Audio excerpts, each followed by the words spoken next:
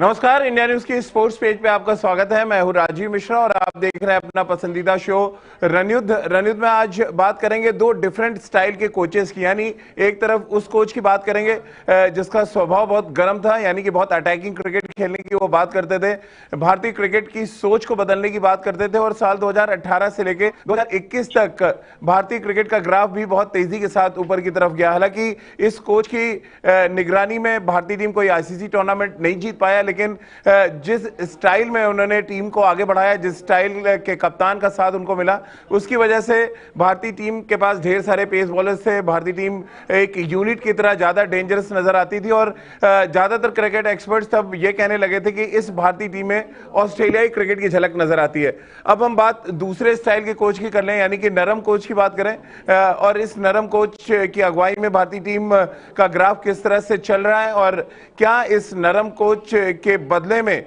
या साइड में एक और कोच खड़ा करने की जरूरत है, यानी कि जो अलग अलग फॉर्मेट में क्रिकेट खेली जाती है, क्या उस डिफरेंट फॉर्मेट में डिफरेंट कोचेस होने चाहिए।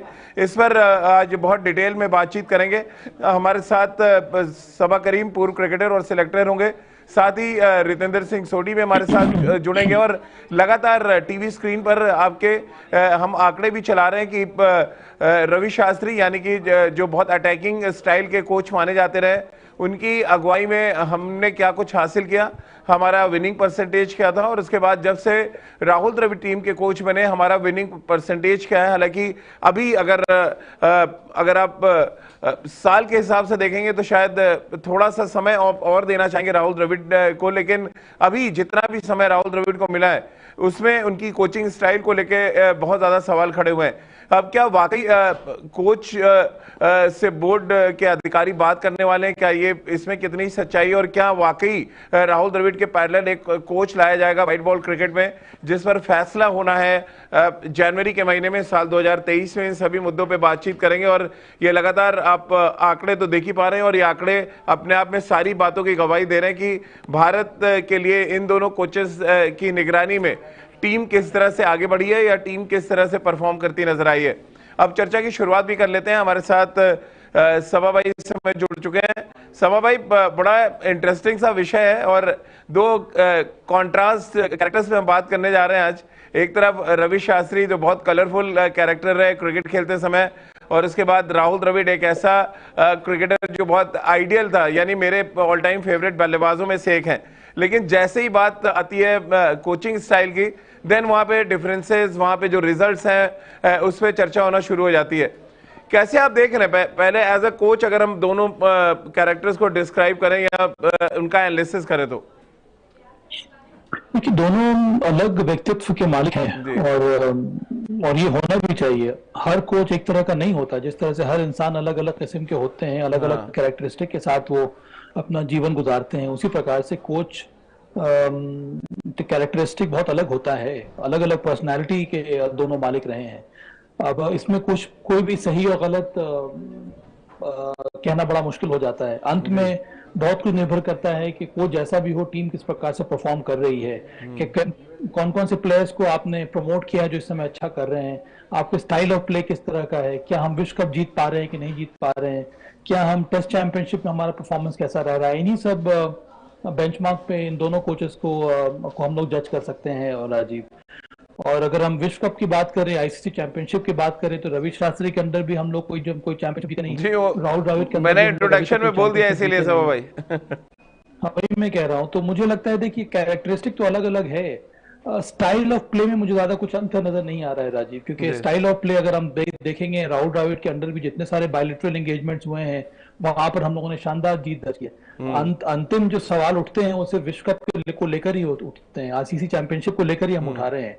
जब रवि शास्त्री के टेन्योर में भी हम लोगों ने ये बात की थी और इस समय राहुल द्रविड़ के टेन्योर में भी हम लोग यही बात करते हैं कि ऐसा क्या होता है कि बायलैटरल सीरीज जीतने के बाद जब आईसीसी चैंपियनशिप के का मौका आता है वहां पर हम लोग मत खा जाते हैं।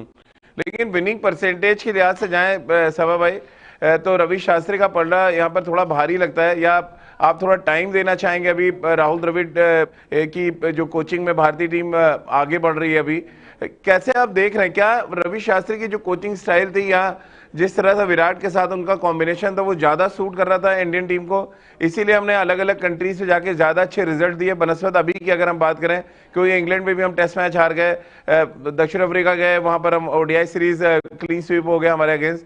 तो ये कैसे आप देखते हैं इन दोनों चीजों को? इसमें कोई संदेह नहीं है कि रवि शास्त्री और विराट कोहली का जो कॉम्बिनेशन था वो काफी काम कर रहा था, विशेष करके टेस्ट मैचेस में अगर हम देखेंगे तो भारत का बाहर का प्रदर्शन इन दोनों के अंदर लाजवाब रहा है। ऑस्ट्रेलिया में किसने सोचा था कि हम लोग उस तरह से कम बैक करके टेस्ट मैच जीतेंगे। इंग्लैंड में हम लोगों ने शानदार जीत दर्ज की। Overseas track record test matches में हमारा काफी अच्छा रहा है, तो वो एक बहुत बड़ा सिग्निफिकेंट इंप्रूवमेंट इन दोनों के अंदर नजर आया है। पर राहुल द्रविड़ के अंदर अभी तक उस प्रकार के टफ टोल्स हम उन्होंने देखे नहीं है। सिर्फ एकमात्र टेस्ट मैच हम उन्होंने देखा है इंग्लैंड में, उसके पहले दक्षिण अफ्रीका में भारतीय टीम ने एक मैच जीतने के बाद फिर दक्षिण अफ्रीका ने वापसी की और वहां पर वो टेस्ट श्रृंखला जीत गए। तो मुझे लगता है थोड़ा और समय देना होगा इस नए कॉम्बिनेशन को जज करने के पहले कि इनका प्रदर्शन किस प्रकार का रहता है। मुझे लगता है कई बार हम लोग बहुत ज्यादा एक्सपेक्ट करने लगते हैं, तो थोड़ा बहुत समय हमें देना होगा इस कॉम्बिनेशन को भी राजीव। लेकिन सबा भाई, अगर हम अचीवमेंट के लिहाज से जाए, यानी आईसीसी ट्रॉफी को थोड़ी देर के लिए अलग हटा दे, आपको लग रहा है रवि शास्त्री और विराट कोहली का जो कार्यकाल था उसमें कई अच्छी बातें थी जो आगे शायद कैरी की जा सकती थी जो नहीं हुई है? मसलन तेज गेंदबाजों का जैसे पूल था, हम उसकी बात कर लें, जिस तरह की डोमिनेटिंग क्रिकेट की आप हमेशा तरफदारी करते हैं, वो कहीं ना कहीं मिसिंग नजर आती है पिछले 1-1.5 साल में। क्या उन चीजों को आगे ले जाया जा सकता था? और शायद इसी वजह से अभी भी लोग जब चर्चा करते हैं, इवन मैं ऑस्ट्रेलिया हो क्या है, वहां पर अभी भी उस एग्रेसिव क्रिकेट को मिस कर रहे थे रवि शास्त्री और विराट के रिजीम में जो खेली जा रही थी। देखिए, एग्रेसिव क्रिकेट कि बहुत बड़ा श्रेय जाता है विराट कोहली को। जिस तरह की कप्तानी उन्होंने की, जिस तरह से उन्होंने टीम को लीड किया, जिस तरह से उनके डिमांड्स थे प्लेयर्स से, जिस तरह से उन्होंने फिटनेस लेवल को अलग प्रकार की परिभाषा उन्होंने दिखाई, और जिसको कहते हैं हम लोग लीडिंग फ्रॉम द फ्रंट, जिस तरह की बल्लेबाजी उन्होंने भारत ओवरसीज टूर्स में की, ओवरसीज टेस्ट मैचेस में की, तो वो एक अलग प्रकार का दौर था जहां पर एग्रेसिव क्रिकेट भारत खेल रहा था, उससे उनको सफलता मिल रही थी। तो मुझे लगता है कि बहुत कुछ निर्भर करता है कप्तान के ऊपर भी कि वो किस प्रकार से टीम को लीड करना चाहते हैं, किस दिशा में टीम को ले जाना चाहते हैं, किस विजन के साथ वो टीम को लीड करना चाहते हैं। देखिए, अंतर्राष्ट्रीय क्रिकेट में ये कप्तान के ऊपर बहुत ज्यादा निर्भर करता है। कई बार हम लोग कोचेस की वैल्यू को हम लोग बहुत ज्यादा बढ़ा देते हैं, पर कोच तभी आपको सपोर्ट कर सकता है जब कप्तान आगे है और कप्तान क्या अपने विजन के साथ मैदान में लीड कर रहा है, चाहे वो रेड बॉल क्रिकेट में हो या फिर व्हाइट बॉल में क्यों ना हो। वहां पर कोच सिर्फ आपको असिस्ट कर सकता है। कोच की जो प्रोफाइल होती है वो अलग किस्म की होती है, पर अंत में कैप्टन जो है वही डिक्टेट करता है टर्म्स को, वही डिक्टेट करता है कि टीम को किस प्रकार से आगे ले जाना है। तो मुझे लगता है अभी थोड़ा बहुत समय हमें देना होगा रोहित शर्मा को भी राजीव। बिल्कुल, लेकिन आपने जो जिक्र किया सबा भाई, उसी को बात को आगे ले जाऊं अगर थोड़ा, विराट कोहली की जैसे कि आपने बात की, जब कैप्टन बने तो वो लीड फ्रॉम द फ्रंट वाली बात उनके साथ ही, वो रन बनाते थे, मैच जिता रहे थे, वो मिसिंग फैक्टर है। और इस वजह से ही राहुल द्रविड़ के कार्यकाल पे भी असर आ रहा है कि कप्तान रन नहीं बना पा रहे, उनका कंट्रीब्यूशन उतना बड़ा नहीं है जितना विराट कोहली एज अ बल्लेबाज कंट्रीब्यूट कर रहे थे। हाँ, सही कहा आपने राजीव, कि बहुत जरूरी है कि कप्तान परफॉर्म करे, तभी टीम की पोजीशन अच्छी हो जाती है, तभी उनको लगने लगता है कि उनको भी ज्यादा अच्छी तरह से कंट्रीब्यूट करना होगा, जो कि विराट ने काफी लंबे समय तक किया था। जो अंतिम का जो टर्म था विराट कोहली का वो अच्छा नहीं रहा, और ये सब हम लोग को पता है, क्योंकि वो बल्लेबाजी में उस प्रकार के फॉर्म दिखला नहीं पा रहे थे। रोहित शर्मा के ऊपर ये बहुत बड़ी जिम्मेदारी है कि वो भी उसी प्रकार से बल्लेबाजी करें ताकि आसानी होती है टीम को लीड करने में। फिर आपकी जो फोकस है वो बल्लेबाजी के ऊपर रहती है, और फिर कप्तानी काफी आसान हो जाती है। जब आप रन नहीं बना रहे होते हैं और उसके ऊपर से आप कप्तानी कर रहे होते हैं तो उसका बोझ बहुत ज्यादा बढ़ जाता है, और यहाँ से निकलना बड़ों के लिए बहुत ज्यादा कठिन रहता है। तो कुछ स्थिति इस प्रकार की नजर आ रही है इस समय रोहित शर्मा की। तो बहुत जरूरी है कि पहले रोहित शर्मा अपने बल्लेबाजी के ऊपर काम करे। आपको याद होगा हम लोगों ने कई बार इसके बारे में बात की है कि कप्तानी जब आपको मिलती है तो तब भी आपका सबसे बड़ा रोल होता है प्लेयर के नाते आपको क्या कंट्रीब्यूट करना है। और आप कप्तान इसी वजह से बनाए जाते हैं क्योंकि चेककर्ताओं को ये लगता है कि जिस तरह से आपने परफॉर्म किया है उसी परफॉर्मेंस को आप और आगे लेकर जाएंगे। अगर कप्तानी के बोझ से अगर आपका परफॉर्मेंस नीचे होने लगता है तो फिर टीम पर असर पड़ता है इसका। और इसीलिए मैं वापस अपनी बात को दोहरा रहा हूँ कि रोहित शर्मा के लिए बहुत जरूरी है वो सबसे पहले अपने गेम के ऊपर ध्यान दे, अपने बल्लेबाजी के ऊपर ध्यान दे, और उसके बाद आप देखिएगा कि आने वाले समय में टीम भी अच्छा करेगी और हम इम्पोर्टेंट मैचेस भी जीतना शुरू कर देंगे। चलिए, रितेंद्र सिंह सोढ़ी भी हमारे साथ इस चर्चा में अब शामिल हो रहे हैं। रितेंद्र, आज बड़ा ही डिफरेंट विषय पे हम सब चर्चा कर रहे हैं। सभा भाई से बहुत देर से भी बात हो रही थी कि जो डिफरेंट कैरेक्टर्स हमने देखे हैं पिछले 4 साल में, यानी 2018 से लेके 2022 में, एक तरफ रवि शास्त्री का रिजीम हमने देखा, अब हम राहुल द्रविड़ का देख रहे हैं। रवि शास्त्री का जो अटैकिंग नेचर था उसने इंडियन क्रिकेट में बहुत कुछ बदला और बहुत कुछ दिया। वो बात राहुल द्रविड़ की कोचिंग में जो हाल फिलहाल हम सब देख पाए नहीं हो पा रहा है। क्या रीजन देख रहे हैं उनके खुद के व्यक्तित्व की वजह से ऐसा हो रहा है, यानी जिस तरह की क्रिकेट दोनों ने खेली अलग अलग, उसकी वजह से है? क्या रीजन आप देख पा रहे हैं इसके पीछे? देखिए राजीव, सबसे पहले तो राहुल भाई का देखिए अभी जो टेन्योर है उनको इतना समय नहीं हुआ है, और जो हम वर्किंग की बात करते हैं, रवि शास्त्री डिफरेंट इंडिविजुअल, उनका डिफरेंट तरीका है काम करने का, राहुल द्रविड़ का डिफरेंट तरीका है काम करने का। लेकिन अगर हम लेखा जोखा देखिए राजीव, कल हमने एक शो किया पूल ऑफ फास्ट बॉलर्स पे, जब हमें लग रहा था कि बहुत से फास्ट बॉलर्स हमारे पास हैं, लेकिन अब ऐसा नहीं है। तो वो एक बहुत बड़ा कारण है कि भारतीय टीम ने स्ट्रगल किया है। और अगर हम बात करें जो टॉप प्लेयर्स की परफॉर्मेंस की बात करें, देखिए वहां पे भी हम कहीं ना कहीं एलूड हुए हैं, क्योंकि अगर हम वर्ल्ड कप उठा के देखें, देखिए वहां पे आपके दिग्गज ज्यादा फायर नहीं कर पाए एक्सेप्ट विराट कोहली, जिन्होंने सबलाइन फॉर्म को पकड़ा। तो बहुत जरूरी होता है, देखिए कोच आपको बता सकता है, आपको गाइड कर सकता है, but end of the day what you do in the ground वो प्लेयर का खुद प्रेरोगेटिव है। और वहां पे मुझे लगता है भारतीय टीम ने स्ट्रगल किया है बड़े तरीके से। बट अब राहुल द्रविड़, उनका दायित्व है कि वो कैसे टीम को अब वापस लेके आते हैं, कैसे खड़ा करते हैं, बहुत से काम करने की जरूरत है। देखिए team selection is a very important factor. आपको कौन से लड़के चाहिए, सिलेक्टर्स और मैनेजमेंट को सेम पेज पे होना पड़ेगा, क्योंकि अगर ऐसा नहीं होता है तो आपको मुंह की खानी पड़ती है। So I am sure a lot has to improve, और मुझे पूरा भरोसा है Ravi Shastri did a good job, और अब राहुल द्रविड़ के हाथ में टीम की कमान है, तो मुझे पूरा भरोसा है। थोड़ी देर जरूर लग रही है, but he will definitely bring laurels for team India. देखिए रितेंद्र, आपको कोचिंग स्टाइल में क्या फर्क लग रहा है?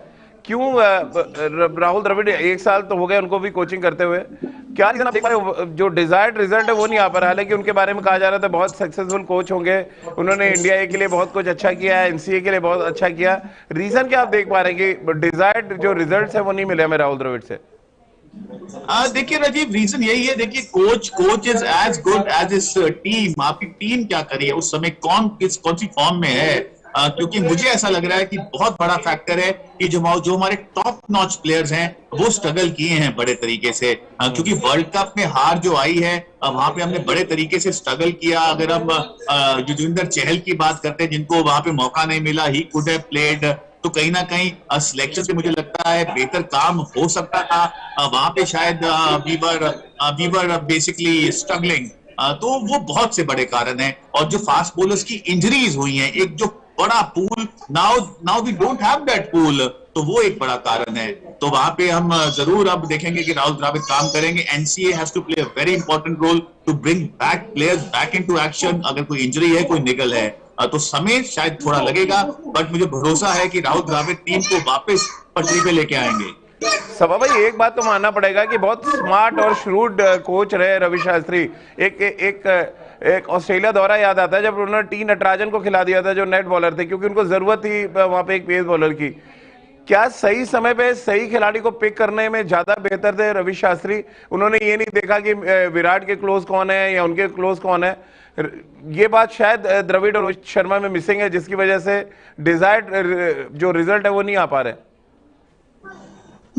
मुझे नहीं लगता कि ऐसी बात है राजीव। देखिए अंत में जो आप कप्तान बनाए जाते हैं और आप कोच बनाए जाते हैं, आप टीम के हित में सोचते हैं, कौन आपके नजदीक है, कौन कप्तान का दोस्त है, इन सब चीजों के बारे में आप क्लब क्रिकेट में बात कर सकते हैं। जब आप भारतीय टीम को चुन रहे हैं, भारतीय टीम के 11 को चुन रहे हैं, तो आपको हार्ड डिसीजन लेने होंगे, और उस प्रकार के हार्ड डिसीजन में कप्तान का बहुत बड़ा हाथ होता है। और ये मैं बार बार कह रहा हूँ, जो भी हार्ड डिसीजंस लिए गए हैं विराट कोहली की कप्तानी में भी, वो विराट कोहली ने लिए हैं। उनको ये लगता था कि नहीं, सभा भाई आप ये कहना चाह रहे हैं कि कोच का कोई रोल नहीं है उसमें? वहां पे कप्तान को सपोर्ट करना चाहिए कोच को, जो कि रवि शास्त्री ने बखूबी निभाया अच्छा, है। जी जी जी। तो मुझे लगता है कि यहाँ पर कप्तान जो है वो डिसाइड करता है कि मुझे कौन से हार्ड डिसीजंस लेने हैं। मैं मानता हूं आपकी बात कि ऐसा हमें लग रहा है इस समय कि जो हार्ड डिसीजंस लेने चाहिए थे वो हम ले नहीं पाए। अब समय आ गया है हार्ड डिसीजंस लेने का। मुझे लगता है कि एक टाइमलाइन अब बनानी होगी राहुल द्रविड़, रोहित शर्मा को, या फिर खुद राहुल द्रविड़ को, कि आने वाले समय में आपका विजन क्या है, आप कैसे टीम को आगे लेकर बढ़ेंगे। मुझे लगता है कि ये एक बहुत ही क्रूशियल फेज है भारतीय टीम का। कई सारे हमारे सीनियर खिलाड़ियों का अब मुझे लगता है कि वो अंतिम पड़ाव आ चुका है उनके करियर का। ये अब डिसाइड करना है राहुल द्रविड़ को, जो नई सिलेक्शन कमेटी आएगी, कि आप कहां से वो ब्रेकिंग पॉइंट रहेगा जहां से आप नए खिलाड़ियों को मौका देंगे ताकि आने वाले समय में वो परफॉर्म करें। तो ये जो ट्रांसफॉर्मेशन फेज आने वाला है भारतीय टीम में, तो ये राहुल द्रविड़ चयनकर्ताओं को डिसाइड करना होगा कि ये अब यहाँ से मुझे अब एक नए सिरे से टीम बनानी होगी। उसमें आपको नए खिलाड़ी को और ज्यादा मौका देना होगा और सीनियर्स को धीरे धीरे उनको अलग अलग अलग करना पड़ेगा। और मेरे ख्याल में वो टाइमलाइन अब आ चुका है। मे बी ये जो विश्व कप होने वाला है व्हाइट बॉल क्रिकेट का, वो एक अंतिम पड़ाव होगा जहां से आप फिर आपको आने वाले समय में अलग प्रकार से सोचना होगा टीम को बिल्ड करने के लिए। बिल्कुल, ये बड़ा इंपॉर्टेंट बात सभा भाई ने कही है रितेंद्र की। रवि शास्त्री ने बैक किया विराट कोहली के डिसीजंस को, और बहुत ही हार्ड डिसीजंस विराट कोहली ने लिया अपने कप्तानी में, और उसका अच्छा साथ दिया रवि शास्त्री ने। और वाकई ये बात मिसिंग लगती है जब आप एनालिसिस करने बैठिए कि ना तो हार्ड डिसीजन लिए गए, और फिर जब डिसीजन नहीं लिए जाएंगे तो राहुल द्रविड़ उसमें बैक क्या करेंगे। हालांकि अब इन दिनों कोच का रोल बहुत बढ़ गया। आप भी देखिए T20 ड्रिंक्स में भी कोच अंदर जाते हैं, बात करते हैं खिलाड़ियों से, वो सारी चीज अब मिल रही है कोचेस। उसके बाद भी अगर आप डिसीजन नहीं ले पा रहे हैं तो फिर क्रिटिकल थोड़ा तो हम सबको होना ही पड़ेगा उसमें। देखिए राजीव, डिसीजन लेने भी चाहिए और हार्ड डिसीजन लेने भी चाहिए। It has to be perform और पेरिश। आपकी जितनी मर्जी रेपुटेशन है, आपने 10 साल क्या किया है, लेकिन प्रेजेंटली आप उस साल में क्या कर रहे हैं, that has to be the criteria. बेशक आप XYZ कितने भी बड़े प्लेयर हैं। तो मुझे ऐसा लगता है, देखिए राजीव, जो वर्ल्ड कप का ये जो डिफीट हुआ है ना, ये बहुत बड़ा है। तो उसके बाद अब जो सूरत हाल होगा, जो सिचुएशन बनेगी, कौन से players won't be there now, या उनको बाहर का रास्ता दिखाया जाएगा, देखिए डिसीजन लिए जाएंगे। तो मुझे पूरा भरोसा है राहुल द्रविड़ और टीम मैनेजमेंट इस पे काम कर रही है। दे नो कौन सा प्लेयर इस समय टीम के लिए कारगर है, कौन सा नहीं है। क्योंकि जैसे भी साबा कह रहे हैं, वन वे फॉरवर्ड इज जब आप बड़ी टीम तैयार करें, परफॉर्मर्स की टीम तैयार करें, इररिस्पेक्टिव ऑफ रेपुटेशंस, तो तभी आपकी टीम जीतती है। You don't need very big names, you need a big performers जो as a unit खेले, 11 के 11 लड़के परफॉर्म करें। और वहां पे हमने बड़े तरीके से मार खाई। अगर हम वर्ल्ड कप की बात करते हैं, जहां पे सिर्फ विराट कोहली का बल्ला बोला, लेकिन बाकी सब स्ट्रगल करते नजर आए, बॉलिंग स्ट्रगल करती नजर आई। तो अब मुझे पूरा देखिए, I have a very strong faith in Rahul Dravid कि अब जरूर बड़े फैसले लिए जाएंगे और वो भारतीय क्रिकेट के हित में होंगे। लेकिन ये बड़े फैसले होंगे क्या रितेंद्र, आप बताएं जरा, क्या बड़े फैसले ले सकते हैं? क्योंकि आईसीसी टूर्नामेंट हाथ से निकल गया है। न्यूजीलैंड दौरे पे हमारे कोच और कप्तान गए नहीं, और बांग्लादेश जाना है। उन सब के बीच में जो खबरें आ रही हैं, बीसीसीआई के कुछ अधिकारी जो है वो मिलेंगे कोच राहुल द्रविड़ और कप्तान रोहित शर्मा से। क्या ये शुरुआत माना जाए बड़े फैसलों की? एक बड़ा फैसला तो हमने देख लिया, सिलेक्शन कमेटी बर्खास्त कर दी गई। दूसरा फैसला क्या इस मीटिंग के बाद आएगा? जी हाँ राजीव, बिल्कुल आ सकता है। देखिए बीसीसीआई भी इस पे बहुत अब काम कर रही है। They have been truly hurt अगर हम बात करते हैं, बिकॉज जैसे भारतीय जनता है, हम बीसीसीआई की बात करें, तमाम जो फॉलोअर्स हैं भारतीय टीम के, वो सब एक्सपेक्ट कर रहे थे कि हम वर्ल्ड कप जीतेंगे, बट ऐसा नहीं हुआ है। लीग में भी हमने कुछ खास नहीं किया। वहां भी हम चूके, अगर हम टॉप टीम्स के साथ खेलने की बात करते हैं, पाकिस्तान के खिलाफ मैच जीते, वो एक मिरेकल बैटिंग थी विराट कोहली के द्वारा। नहीं तो टीम एज अ टीम हम उस मैच में भी स्ट्रगल कर रहे थे। We were actually on the losing front, जहां पे विराट कोहली आते हैं, आपको बिल्कुल जो कहते हैं ना, हार के जबड़े से जीत लेके दे देते हैं। उसके बाद साउथ अफ्रीका से हम हार जाते हैं, इंग्लैंड के साथ हम सेमीफाइनल हार जाते हैं। तो अब देखिए बीसीसीआई इसीलिए टीम मैनेजमेंट को मिलना चाहती है, बात करना चाहती है कि लूप होल्स कहाँ है, कहाँ हम इंप्रूव कर सकते हैं। जो सिलेक्शन कमेटी का एपिसोड हुआ है, वो एक बड़ा एग्जांपल है कि बीसीसीआई इज वेरी सीरियस। वो चाहते हैं कि भारतीय टीम दोबारा पटरी पे आए, हम वर्ल्ड कप जीते, और उसके लिए वो कोई भी बड़ा फैसला ले सकते हैं। तो ये मीटिंग कुछ मुझे लगता है इसी तरफ जाएगी। सभा भाई, क्योंकि कोचिंग की हम बात यहाँ पे कर रहे हैं, आपको नहीं लग रहा है थोड़ी की एडिटोरियल कोचिंग ज्यादा राहुल द्रविड़ कर रहे थे और बनस्पत हम शास्त्री की बात करें जो सिचुएशनल कोचिंग में ज्यादा बिलीव कर रहे थे, यानी सिचुएशन के हिसाब से टीम चुनना और एडिटोरियल टीम चुनना, यानी किताबी कोचिंग, क्या ये एक बड़ा फर्क था? और एक बार फिर आंकड़े आपको अपने टीवी स्क्रीन पे हम दिखा रहे हैं कि कैसे भारतीय टीम का ग्राफ गिरा है, एशिया कप हो या वर्ल्ड कप हो या टेस्ट चैंपियनशिप के फाइनल की बात कर लें, सभी जगह इंग्लैंड में जो हमने आखिरी टेस्ट मैच खेला वहां पर भी हमारे दक्षिण अफ्रीका में सीरीज आ रहे हैं, लेकिन वहीं हम जो अटैकिंग क्रिकेट यानी कि गर्म क्रिकेट और नरम क्रिकेट की बात कर रहे हैं वो आंकड़े लगातार टीवी स्क्रीन पे दिखा रहे हैं। सबा भाई, वापस आपसे जानना चाहूंगा कैसे आप देखते हैं ये सिचुएशनल कोचिंग और एडिटोरियल कोचिंग के बीच में क्या ये एक बड़ा फर्क नजर आ रहा है आपको, जो कुछ आप एनालिसिस कर पा रहे हैं? राजीव, ये कहना बड़ा मुश्किल है, पर जहां तक मैंने राहुल द्रविड़ की कोचिंग करियर को देखा है, जिस तरह से मैंने उनको जाना है नजदीक से, उनके कोचिंग स्टेन को देखा है, मुझे लगता है कि राहुल द्रविड़ बहुत ही हैंड्स ऑन कोच है। वो एक ऐसे कोच जो 24/7 अवेलेबल है। अच्छा। तो राहुल द्रविड़ की विशेषता ये है कि वो कभी भी कप्तान के आगे जाकर कोचिंग करने का प्रयास नहीं करेंगे। वो हमेशा यही चाहेंगे कि जो कप्तान है वो हमेशा लीड करे। उनकी जो कोचिंग स्टाइल है बहुत कुछ जॉन राइट से मिलती है, कि हमेशा पीछे से काम करते हैं। उनका प्रयास हमेशा यही रहता है कि जो कप्तान है उसको टीम दी जाए, जो कप्तान है उसको स्ट्रेटजी बताई जाए, और अंत में जो डिसीजन मेकिंग है वो कप्तान के ऊपर रहता है। और इससे और इस तरह की कोचिंग जो स्टाइल है वो अलग किस्म से मदद करती है टीम को सक्सीड करने में। और रवि शास्त्री, मुझे तो ऐसा लग रहा था कि रवि शास्त्री की जो कोचिंग स्टाइल है वो बहुत ज्यादा मोटिवेटर हैं। बहुत ही शानदार तरीके से वो टीम को मोटिवेट करते हैं। कमेंट्री में भी हम लोगों ने देखा है, वो उनको बहुत ज्यादा विश्वास है अपने खिलाड़ियों के ऊपर। उनको ये लगता है कि जो खिलाड़ी 90% दे सकता है वो उनके बोलने से 150% देता है। वो एक अलग कला है रवि शास्त्री की, जो कि बहुत बड़ी बात है। तो उनमें वो कैरेक्टर, वो स्पिरिट है जो एक यंगस्टर को या फिर एक्सपीरियंस प्लेयर को उतना ज्यादा कॉन्फिडेंस देते हैं, वो मैदान में जाकर शानदार तरीके से परफॉर्म करता है। पर ये अलग अलग स्टाइल है। मुझे लगता है यहाँ पर इस प्रकार की तुलना करने से अच्छा ये होगा कि हम लोग ये देखें कि गलतियां कहाँ कहाँ हुई, और फिर प्रयास ये होना चाहिए कि गलतियों को हम फिर से ना दोहराएं। और राहुल द्रविड़, रोहित शर्मा, दोनों को ये बहुत ही टफ टाइम है भारतीय टीम का। कई बार हम ये भूल जाते हैं कि हम कैसे दौर से गुजरे हैं जहाँ पर बहुत कुछ सामान नहीं था। कोविड पैंडेमिक के सारे मैच हुए नहीं, मैचेस खेलने पड़े, तो कई सारे कठिनाइयों का सामना करना या अंतरराष्ट्रीय टीमों को। पर अब ये समय आ रहा है कि मुझे लगता है कि राहुल द्रविड़ को बहुत और इम्पोज करना पड़ेगा अपने आप को in decision making, in picking the right players. वो मुझे लगता है कि थोड़ा बहुत और राहुल द्रविड़ को आने वाले समय में करना होगा, क्योंकि उनको अपने स्किल के ऊपर, अपने इंस्टिंक्ट के ऊपर थोड़ा ज्यादा बैक करना होगा प्लेयर्स को।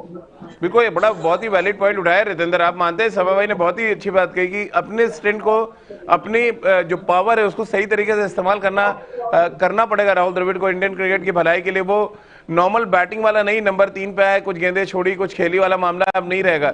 अब आपको जाते ही ये दिखाना पड़ेगा कि आप राहुल द्रविड़ हैं, आपके पास पावर है और आप सही इस्तेमाल करेंगे उसका।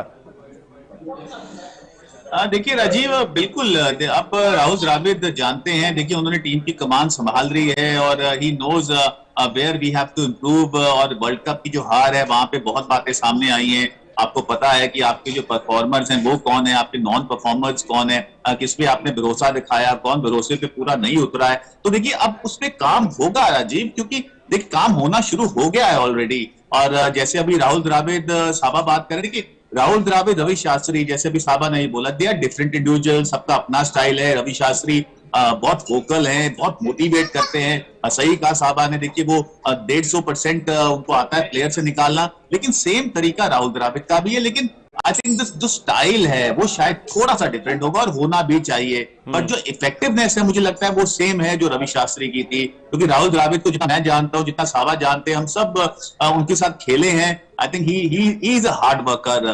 वो जानते हैं कैसे अपनी टीम से बेस्ट लिया जाता है। बट अब जो वर्ल्ड कप की हार आई है तो वहां पे कुछ बड़े डिसीजन लिए जाने चाहिए, बिल्कुल लेने चाहिए, क्योंकि भारतीय क्रिकेट को उसकी जरूरत है।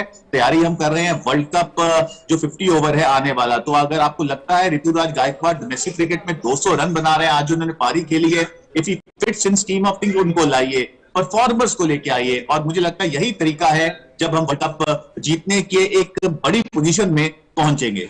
सवा भाई, क्योंकि जो खबरें आ रही है कि बोर्ड की रोहित शर्मा और राहुल द्रविड़ के साथ एक मीटिंग भी होनी है, क्या स्प्लिट कोचिंग, स्प्लिट कैप्टनसी पे बहुत गंभीरता से बात होगी और जनवरी से ऑनवर्ड ये लागू हो सकता है? क्योंकि जो मुझे लगा कि T20 के लिए थोड़ा सा शायद हम कहीं ना कहीं सिचुएशन के हिसाब से अडॉप्ट करने की बात कर लें या रणनीति की बात करें, थोड़ा पीछे रह गए हम।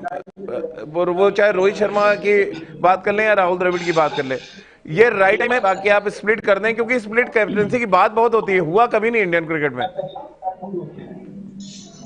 हाँ राजीव, चर्चा तो जरूर होनी चाहिए और मेरा ये मानना है कि अब समय आ रहा है कि हमें उस तरफ देखना होगा, क्योंकि एक तो हमारी टीम में ना इंजरी वरीज बहुत ज्यादा है। अगर आपके लीडर सारे मैचेस खेल नहीं पा रहा है तीनों फॉर्मेट के, तो फिर उसको तीनों फॉर्मेट के कप्तान बनाने का कोई अर्थ होता नहीं है। बिल्कुल। तो ये जो मीटिंग होगी, ये जो डिस्कशंस होने चाहिए वो इस पैटर्न पे होने चाहिए कि आने वाले समय में क्या उचित रहेगा, क्या सही रहेगा इंडियन टीम के लिए। जिस प्रकार के शेड्यूल बनाते हैं, जिस प्रकार के आईसीसी के जो FTP जो फ्यूचर टूर्स प्रोग्राम बनता है, वहां पर कितने सारे मैचेस हैं, उसमें टेस्ट मैचेस कितने हैं, T20 मैचेस कितने हैं, वनडे क्रिकेट कितना ज्यादा होने वाला है, तो इन सब चीजों पर आपको बात करनी होगी। फिर आपको आइडियल कैंडिडेट चूज करना होगा दोनों ही फॉर्मेट के लिए, जो आपको हर एक बार अवेलेबल रहे। अभी आप देखिए कितने सारे मैचेस में जो आपके कप्तान है वो अवेलेबल नहीं है। तो ये सारी समस्याएं हैं जिसका हल हमें ढूंढना होगा।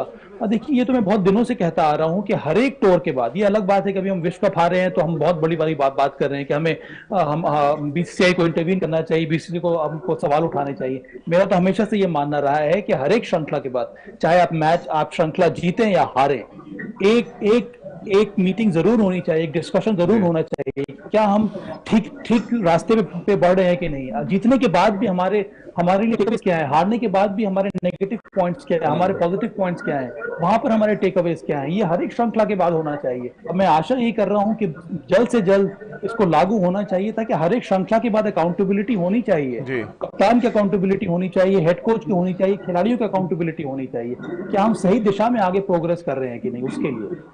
जी रितेंद्र, आपको भी लग रहा है समय आ गया स्प्लिट कैप्टनसी का, और शायद राहुल द्रविड़ और रोहित शर्मा को ये बताया जाएगा कि हम स्प्लिट कैप्टनसी करने जा रहे हैं और इसके लिए आप प्रिपेयर्ड हैं? राजीव, देखिए, अगर ये बातें टीम के लिए उचित है तो जरूर ये फैसला लेना चाहिए, but again having said that, आपके पास T20 क्रिकेट या व्हाइट बॉल क्रिकेट का ऐसा कप्तान है जिसपे आप भरोसा रखते हैं कि वो टीम की कमान स्ट्रेट अवे संभाल सकता है, तो जरूर उसमें हार्दिक पांड्या का नाम बड़े तरीके से सामने आता है। तो अब जरूर एक बड़ा मीटिंग है, तो जो भी फैसला लिया जाएगा Rajiv, it has to take Indian team forward, क्योंकि अब ट्रेंड चेंज हुआ है राजीव। जो ये सिलेक्शन कमेटी का फैसला आया है, देखिए BCCI is very serious now, उन्होंने बड़ा कदम उठाया है अब भारतीय क्रिकेट के हित में, तो ये एक फैसला हो चुका है। अब डेफिनेटली कहा जाएगा प्लेयर्स को कि आप अपनी जो पुरानी परफॉर्मेंस है उन पे रिलाय ना कीजिए, you got to perform day in and day out, तभी आप बड़ी टीम है, तभी आप वर्ल्ड कप जीत सकते हैं। You can't rest on your past laurels. तो अब परफॉर्म और पेरिश थ्योरी का जमाना आ गया है, BCCI ने बिल्कुल क्लियर कर दिया है, और मुझे पूरा भरोसा है ये जो BCCI ने मूव लिया है, जो सिलेक्शन कमेटी को हटाया गया है, ये दर्शाता है कि अब अगर आप अच्छा कर रहे हैं यू विल बी देयर, अगर आप अच्छा नहीं कर रहे हैं यू वोंट बी देयर। तो अकाउंटेबिलिटी फैक्टर आ रहा है, और ये अच्छी बात भी है राजीव, क्योंकि देखिए, अगर आप अच्छा करते हैं आपको सराहाया जाता है, लेकिन अगर आप खराब करते हैं you are answerable big time, क्योंकि क्रिकेट भारतीय टीम में बहुत बड़ी गेम है, लोगों को आपसे उम्मीदें हैं, आप लोगों के सपने पे अगर खरा उतरते हैं, यू आर बेसिकली यहाँ पे आपकी पूजा की जाती है। तो मुझे पूरा भरोसा है कि भारतीय टीम अब आने वाले समय में कुछ बड़े फैसले तो जरूर लिए जाएंगे, बट वो फैसले they will be a new morning for team India, और हम यहाँ से भीतरी की तरफ बढ़ते जाएंगे। जी सवा भाई कुछ कह रहे हैं? राजीव, मैं ये कह रहा हूँ कि मेरी राय में अब ये समय आ गया है कि रोहित शर्मा टेस्ट मैच की कप्तानी करे और एक दिवसीय क्रिकेट कप्तानी करे विश्व कप तक के लिए। जी T20 के लिए आपको एक फ्रेश सेट ऑफ प्लेयर्स की जरूरत है, फ्रेश कप्तान की जरूरत है, जो कि आने वाले समय में 2024 को जो विश्व कप होने वाला है उसमें आपको लीड करे। अब ये समय आ गया है। अलग कोच की भी जरूरत है सवा भाई? हाँ, अलग कोच की भी जरूरत है। कोच के बारे में भी जरूर बात हो सकती है, पर अगर आप वो निर्भर करता है टीम के ऊपर। अगर आप इस दिशा में आगे बढ़ रहे हैं तो फिर कोच के बारे में आप सोच सकते हैं, पर मुझे लगता है यहाँ पर ज्यादा परिवर्तन करने की जरूरत नहीं। बहुत जरूरी है कि आप कौन आपको टीम लीड करेगा, किस दिशा में आपकी टीम जाएगी, उस पर डिसाइड करना। मेरे विचार से अभी राहुल द्रविड़ की जो कोचिंग है, जो हेड कोच है, उनको कंटिन्यू करते रहना चाहिए वनडे तक के लिए। फिर आगे आने वाले समय में हम ये डिसाइड करेंगे कि उनको आगे T20 में भी करना चाहिए कि नहीं। पर अभी तक फिलहाल मेरा ये मानना है कि Rahul Dravid should continue till one day world cup. पर T20 में जहां तक कि टीम की कमान की बात करें तो मुझे लगता है Rohit Sharma test match captain, one day captain till one day world cup. T20 में अब समय आ गया है कि न केवल कप्तान में परिवर्तन होना चाहिए, पर कई सारे प्लेयर्स में भी वो चेंजेस आने होंगे। We have to get fresh set of players. Ritendra, coach बदलने में क्या दिक्कत है? क्योंकि हमने देखा इंग्लैंड ने T20 का अलग कोच रखा हुआ है और टेस्ट मैच का अलग कोच है, तो ये एक नई फ्रेशनेस भी लाता है। क्योंकि राजीव समय कम है विश्व कप के लिए, मैं उसके राय में नहीं हूँ। इसीलिए मैंने कहा कि रोहित शर्मा विश्व कप के लिए भी कप्तानी करनी चाहिए, वनडे क्रिकेट के लिए। ठीक है, उसके बाद आप अलग अलग टाइमलाइन फिक्स करें। जी रितेंद्र, आपकी राय? देखिए, मैं बिल्कुल यहाँ साबा से इत्तेफाक रखूंगा राजीव। देखिए, आपको चेंजेस करने चाहिए और मुझे ऐसा लग रहा है अभी आपको राहुल द्रविड़ को टाइम देना होगा। अगर आप रोहित शर्मा की बात करते हैं, ओडीआई क्रिकेट में कप्तानी जरूर उनको ही संभालनी चाहिए, because you need somebody experience campaigner. और रोहित शर्मा हम सब जानते हैं वो किस प्रतिभा के मालिक हैं। T20 क्रिकेट में जरूर जो अब हुआ है, क्योंकि देखिए T20 क्रिकेट हम बहुत खेले हैं, लेकिन उसके बाद भी अगर हम वर्ल्ड कप हारते हैं, हम बड़ी टीमों से हारते हैं, परफॉर्मर्स परफॉर्म नहीं कर पाते हैं, तो आपको बड़े फैसले तो लेने होंगे। You got to show few people the exit door. लेकिन इसका मतलब ये नहीं है उनकी क्रिकेट खत्म हो जाएगी। They go back to domestic cricket, run बनाए और फिर वापस आए, क्योंकि परफॉर्मेंस इज और has to be the criteria. तब आपको लगेगा कि अगर आप रन नहीं बना रहे हैं, आप कंटिन्यूसली फेल हो रहे हैं, you can be shown the exit door. तो जब ये ट्रेंड राजीव शुरू हो जाएगा, मुझे लगता है जो दायित्व है वो बढ़ेगा। बट ओडीआई क्रिकेट में और अगर आप कोचिंग की बात करें, we have to definitely continue with Rahul Dravid as a coach in all the formats। और ODI क्रिकेट और टेस्ट क्रिकेट की कप्तानी अगर Rohit संभालें, I am sure he will do wonders। चलिए, बहुत शुक्रिया रितेंद्र आपका, और सबा भाई आपका भी बहुत बहुत शुक्रिया हमारे साथ इस चर्चा में शामिल होने के लिए। तो इस चर्चा से एक बात तो साफ निकल कर सामने आई और हमारे क्रिकेट एक्सपर्ट्स ने भी इस बात को माना कि अब समय आ गया है कि हम स्प्लिट कैप्टेंसी पे कम से कम काम जरूर करें। हाँ, कोचिंग के बारे में अभी भी थोड़ा सा समय हमारे क्रिकेट एक्सपर्ट देना चाहते हैं राहुल द्रविड़ को, लेकिन वर्ल्ड वाइड जो तमाम चर्चा हो रही है, जो विश्लेषण हो रहा है राहुल द्रविड़ के काम करने के तरीके का, उसमें एक बात तो साफ है कि शायद आने वाले समय में T20 फॉर्मेट में बीसीसीआई इस बात पे सोचने को मजबूर हो जाए कि कप्तानी के साथ साथ कोचिंग का पूरा सेपरेट स्टाफ हो T20 फॉर्मेट के लिए, क्योंकि T20 फॉर्मेट इतना तेजी के साथ बदलता है, रिजल्ट्स इतनी तेजी के साथ आते हैं कि आपको उसके साथ चलना आना पड़ेगा। आप जरा सा भी पीछे रह गए तो फिर आप बहुत पीछे रह जाएंगे जब मल्टीनेशनल टूर्नामेंट आप खेलने जाएंगे। तो बीसीसीआई राहुल द्रविड़ और रोहित शर्मा से बातचीत करेगा, ये खबरें आ रही हैं, और शायद उनके नॉलेज में डाल दिया जाएगा कि जनवरी ऑनवर्ड्स जब नई सिलेक्शन कमेटी आएगी तो एक separate coaching staff T20 format के लिए होगा, सेपरेट कैप्टन होगा, और ओडीआई क्रिकेट और टेस्ट क्रिकेट, जैसा कि हमारे क्रिकेट एक्सपर्ट्स ने भी कहा कि वो अभी till 2023 world cup Rohit Sharma के पास रहे और उनके हेड कोच राहुल द्रविड़ बने रहे। लेकिन कुल मिलाकर जो रिजल्ट्स हैं, जो आंकड़े हैं जो आपके सामने हैं, वो इस बात की तरफ इशारा कर रहे हैं कि शायद थोड़ा सा बेहतर रवि शास्त्री ने काम किया और उनकी जो एग्रेसिव रणनीति रही है उससे भारतीय क्रिकेट को बहुत फायदा हुआ। तो आज की हमारी इस खास चर्चा में फिलहाल इतना ही।